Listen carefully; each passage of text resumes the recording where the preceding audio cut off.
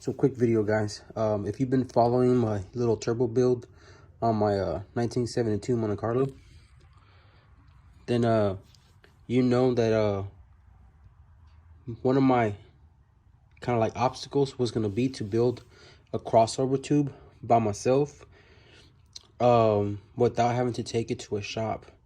Now, yeah, I could pay somebody to do this for me or whatnot, but man, that's going to cost an arm and a leg, because a professional literally has to sit there and custom fab something to get the turbo crossover done from the driver's side over to the passenger side, from that hooker header manifold to that Summit Racing turbo manifold.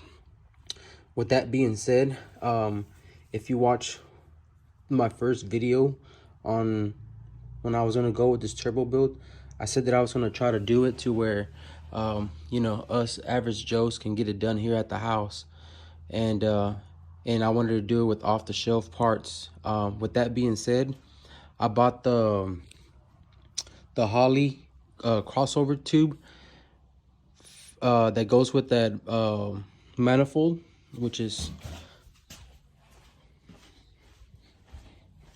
this one right here. So I bought that turbo manifold, or not the turbo manifold, but the driver's side manifold from Hooker. That is for their turbo setup. And I bought the crossover tube down there, which I'm gonna get under the car right now and show you. But I bought that because it had I thought I was gonna have the better clearance when it comes to like you know, like ground clearance and how it was built, and the distance that I wanted it from the transmission. Now I could have bought one from like Summit or somebody else, but I think it would have hung a little low. Let me see if I can give you a good angle. Excuse the mess down there, but I've been working under there. But as you can see, the ground clearance is going to be really good with that crossover tube. It tucks up really nice from the Hooker setup. And with that being said, the other side that goes to the passenger side, it was not going to work with the Summit one, because obviously it's meant for the Hooker setup. And with that being said, I had to make my own. Now, like I said, the goal was to make it with off-the-shelf parts. So this is a foot or 12 inches of 2.5 tubing, exhaust tubing.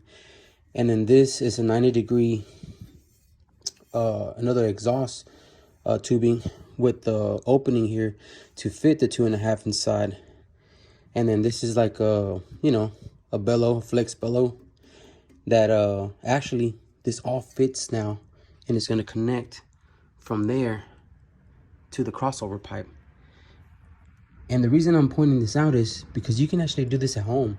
I only had to make 2 cuts, man. I had to just cut this tube about 2 inches short, and then I had to just cut the crossover tube from the Hooker setup, and that's it. And you can do this yourself too. Like I said, I'm going to install it and then show you how it looks. Now, yeah, I know these welds might not look pretty, but guess what? It's janky. I'm janky, all right? But it just goes to show you that, you know, us regular guys that don't have access to, you know, like fabricating tools or any special cutters or anything, you know, if you can just find a way to cut pipe somewhere with 2 inches and then cut the other pipe where I'm about to tell you where to cut it, you can build it at home, and then you can just kind of like slip this on here, all right, and then get it welded at a mom and pop's welding shop for like anywhere from $20-$30 to up to $50. Some guy will do it for you. I know guys around here that'll do that for me. Now I went ahead and did this so I can save a little bit of cash on this, and I don't care how it looks, because I'm actually gonna do that heat thermal wrap on it. So all this is gonna be covered up. So I use stainless here. Now this is that galvanized, and this is stainless too. And then the crossover tube for the Hooker setup is stainless.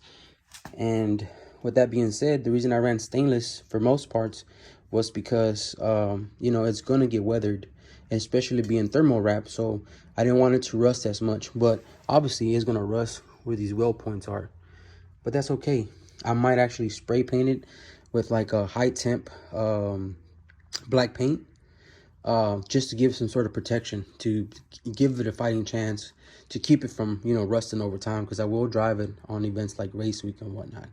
And the reason I also used this galvanized steel versus stainless was because I couldn't find anybody locally or Summit, because that's my go-to place here, because I live in, you know, near Dallas, and we have the Summit Racing here in Arlington. So, you know, it's like a 20-minute drive, and I can drive up there, pick up what I need, and come home and work on it. And the reason I used this was because it was the only material that had this 90 bend that I wanted, with the opening for just like the 2.5, you know, pipe in there.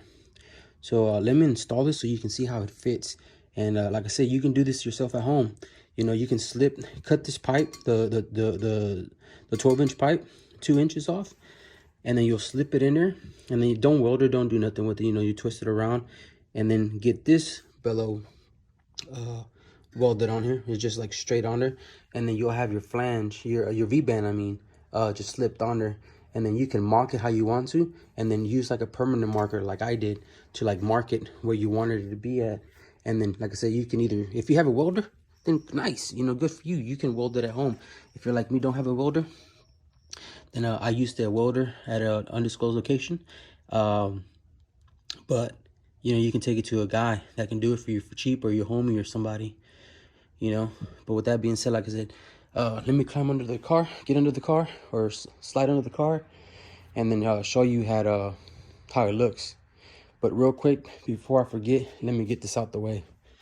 These are the parts that I used.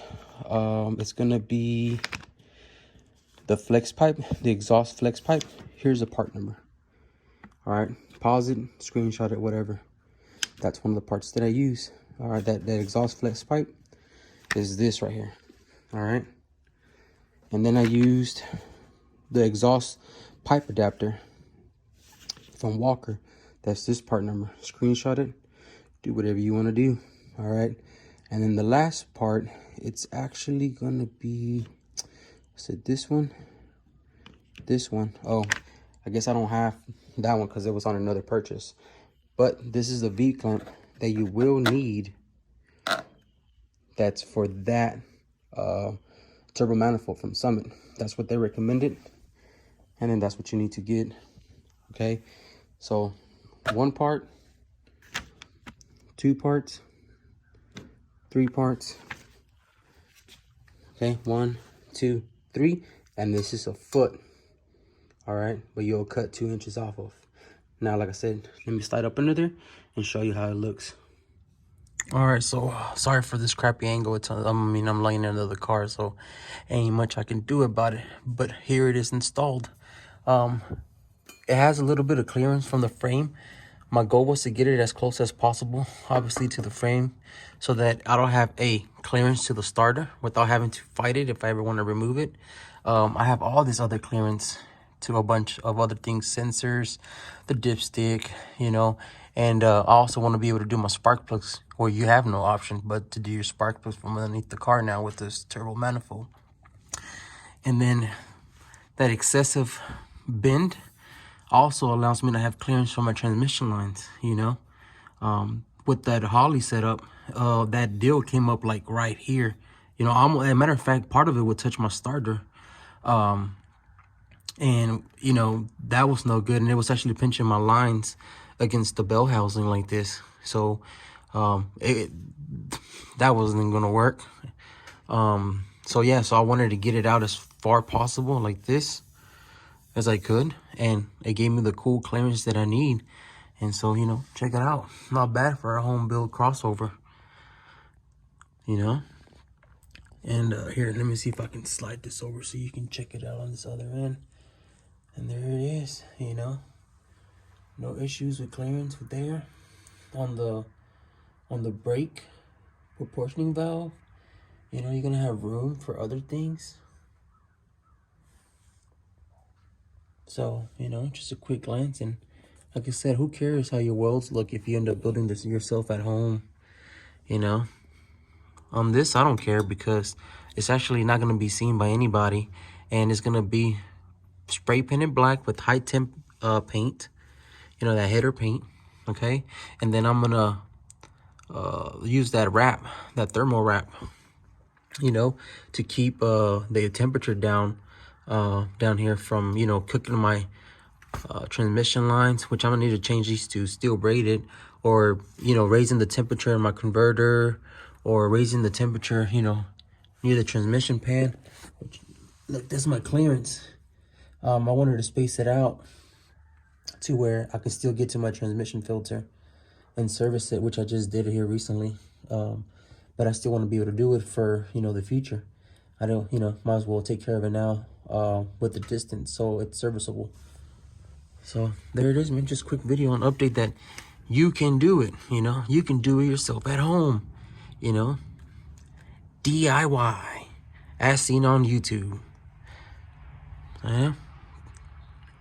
Now, you know, give it the video a like. Follow the build, you know, because I'm going to be trying to show you guys that you can do this yourself. You know, you don't have to be no master or anything. You know, you just be YouTube certified. So stay tuned for the updates, because a lot of stuff is coming. I got a lot of parts here that need to be put on now. Now I just need to get this right here welded. So I'll get this taken care of later, and we should be good. Peace.